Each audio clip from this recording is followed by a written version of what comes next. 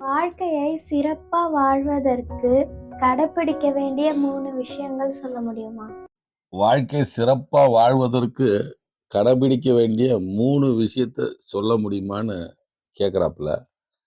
வாழ்க்கை சிறப்பா வாழறதுக்கு நெறைய விஷயங்கள கடைபிடிக்கணும். 3 விஷயம் கடைபிடிச்சா பத்தாது. இருந்தாலும் தாங்கள் கேட்ட பதில் நான் குடுக்குறேன். இந்த 3 விஷயத்த நம்ம பின்பற்றினா ஓரளவுக்கு வாழ்க்கை ஓரளவுக்கு சிறப்பா இருக்கும். ஃபர்ஸ்ட்டு கோவம் வரும்போது மௌனமா இருக்க கத்துக்கணும்.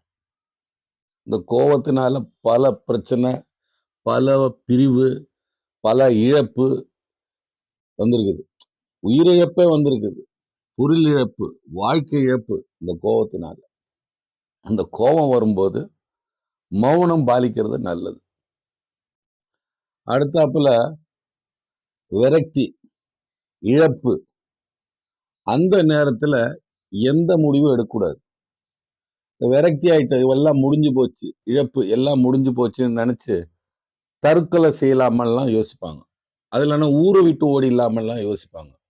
அந்த விரக்தி, இழப்பு நேரத்துல எந்த முடிவும் எடுக்கக்கூடாது. நம்ம அந்த நேரத்துல இறைவன்கிட்ட நம்ம மன்றாடணும். இறைவன் ஏதாவது நம்மளுக்கு வழி வகுத்து வச்சிருப்பான். அதன்படி நம்ம பயணிக்கலாம். அந்த இடத்துலயும் நம்ப பொறுமையா இருக்கணும். எந்த முடிவும் எடுக்கக்கூடாது.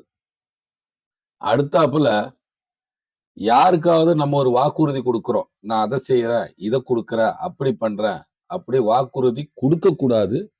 குடுத்துட்டேன்னா கண்டிப்பா அத நிறைவேத்தணும். இல்லன்னா வாழ்க்கையில நம்மளுடைய வேல்யூ குறைஞ்சிடும். இது உண்மை.